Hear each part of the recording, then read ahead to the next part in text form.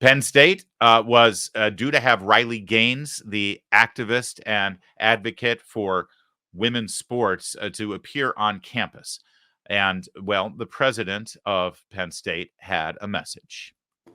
I have no doubt that we will once again encounter speakers that many will consider controversial, either because their views are not widely held or because a speaker espouses ideas that are actively hateful. I share the concern of those who believe the messages spread by some individuals are not only offensive, but deeply hurtful. Can I just take a moment to remind everybody what Riley Gaines's message is that she believes is offensive and hurtful?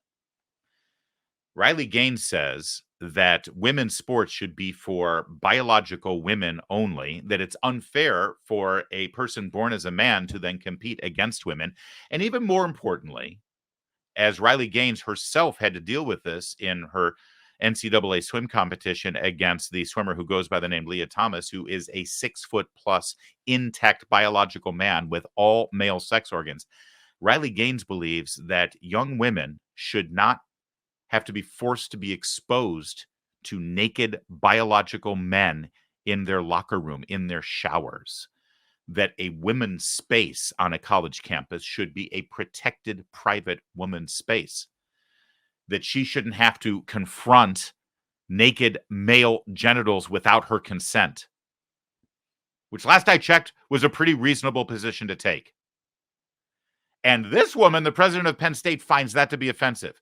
That a young woman, 19, 20 years old, does not want to be exposed to naked male genitalia against her consent. She goes on.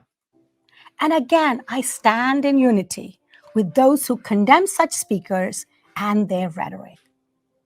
You may ask, if so many individuals, including the president of the university, find these speakers so objectionable, why can't we just ban them from our campuses? First, as a public university, Penn State University is bound by the First Amendment. Oh, that damn free speech getting in the way again. If only we were in the free state of Palestine, where I'm sure they'd be fine with all of this. What does this mean? The First Amendment is the law in our country that protects citizens from government censorship. Can I point out the fact that this is the president of a university explaining to high school graduates who have been accepted for admission to her university, Penn State University? She's explaining the First Amendment to them like it's the first time they've heard of it. She's explaining the First Amendment of the Constitution to college students at her university as if they are preschoolers. She should just play the Schoolhouse Rock cartoon for them. Or punishment for speech or ideas that the government does not approve. Without the First Amendment, your access to information would be threatened. Your voice could be censored or silenced. That would be bad. And your internet use could be filtered. Right. We are often asked, why do these speakers have to receive money from funding boards when a student group brings them to campus? Again, remember, student boards are part of our public institution, which means a government-funded entity. And these boards must allocate funding in a manner that is viewpoint neutral. And damn fairness. If only, as the president of this university, I could pick and choose whose voices are allowed. It's like she's pining for that. She wishes she were a dictator. But you see how this is set up now. I agree with you. These people are offensive and they're horrible because they think that, men are men and women are women, and you shouldn't allow men in to intrude on women's private spaces. But I hate that. And I wish I could censor them, but the First Amendment is in my way, right? So that's where we're headed here. She's going to have to explain to all these students why, my hands are tied. I wish I could do something, but we got to let Riley Gaines give her speech on campus, right? The second reason we permit these speakers to come to our campuses is a moral one. For centuries, higher education has fought against censorship, believing that the best way to combat bad ideas is with better ideas. Bad speech with more speech. Sounds reasonable. We all wish to be on a campus where we are free to express our own beliefs and perspectives. Yes. But restricting the speech of one group or individual jeopardizes everyone's rights because the same laws or regulations used to silence bigots can be used to silence you. Okay.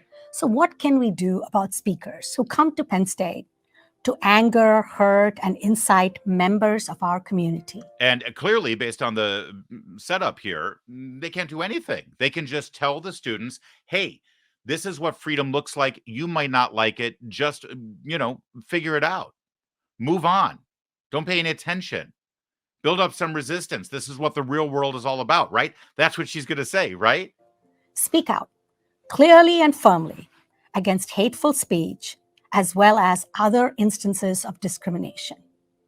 Hurtful rhetoric causes real fear and anxiety among our community, and those individuals need your support. Wait, what about sticks and stones? And people who are impacted, I hope, seek one of the many resources listed at the end of this message.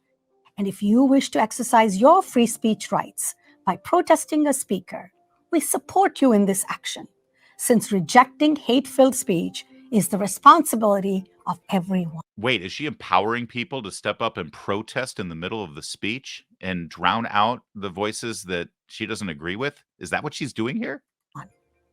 Let us keep ourselves and every member of our community safe as we exercise our free speech rights under the First Amendment. Did you see what she just did? Yes, we did just see what she just did.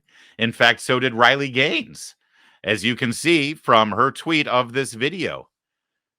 President of Penn State makes a whole video explaining why public institutions are legally obligated to let, quote, bigots, apparently like me, on campus to speak, then proceeds to cancel my speech tomorrow for Real Women Day. They did go on to cancel the speech, even after putting this video out. My colleague at Town Hall, Guy Benson. Penn State University president makes the whole video, then cancels Riley Gaines' speech anyway. Seems like a slam dunk lawsuit. Celebrating mass murder of Jews is cherished free speech on campuses these days, but opposing biological men and women's sports is cancelable. Fascinating. Fascinating indeed. That's one word for it.